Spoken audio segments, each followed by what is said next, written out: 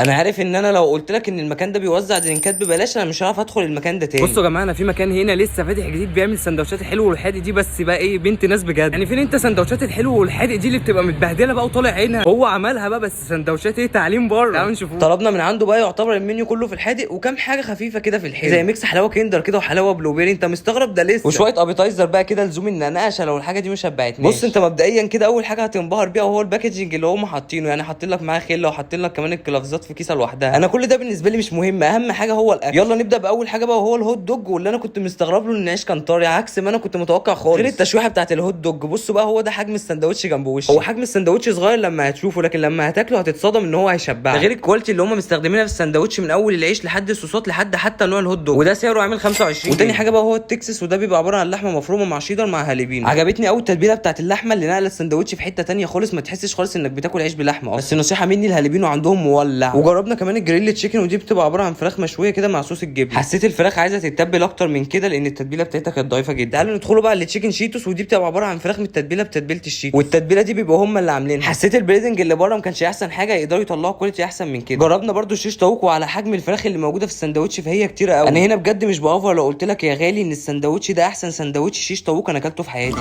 انا ما فيش مره اكلت فيها الشيش طاووق ده ما بتعورش في اسناني بسبب ان هو بيبقى جامد قوي. وجربنا برده الصدوق، وده كان فيه بتاع 7 صوابع صدوق تقريبا. كان بالنسبه لي سندوتش صدوق عادي، ما ابهرنيش في اي حاجه غير ان هو الحشو اللي فيه ياما.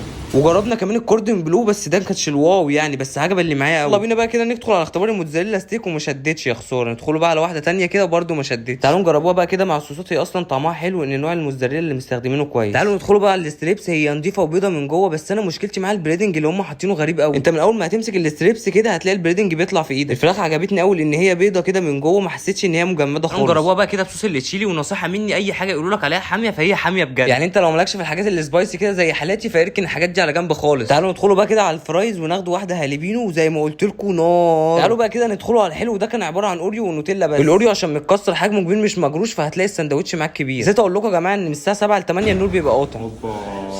بس حاسس ايش يم. وتاني حاجه جربناها وهو الاوريو لوتس، وده بيبقى عباره عن اوريو لوتس ونوتيلا وشوكليت شيب، بس حسيته مسكر سيكا. تعالوا بقى كده ندخلوا على الكندر حلاوه، وده بقى هيبقى صاروخ سكر بجد. عندهم السندوتشات هناك زي ما قال الكتاب، سندوتشات هتلاقيها متدلعه كده وبنت ناس بجد. حلاوه بلوبيري دي بقى انا بالنسبه لي حاجه غريبه جدا، ما توقعتش اصلا ان ممكن يبقى فيه كده. بالنسبه لي اغرب حاجه انا ممكن ادوقها النهارده البلوبيري مع الحلاوه مقلل طعم السكر، فهتحس بمعادله كده مظبوطه. وعندهم كمان زبادو هم اللي بيعملوه بيبقى في الازاز دي. احنا هنا بقى طلعنا بره عشان نور. والمكان هو بابا جدو اللي موجود في كفر عبده في الشارع اللي جنب خليل الخياط. نسيت اقول لكم يا جماعه ان اي حد هيروح هناك من الغاليين ليه خصم 10%.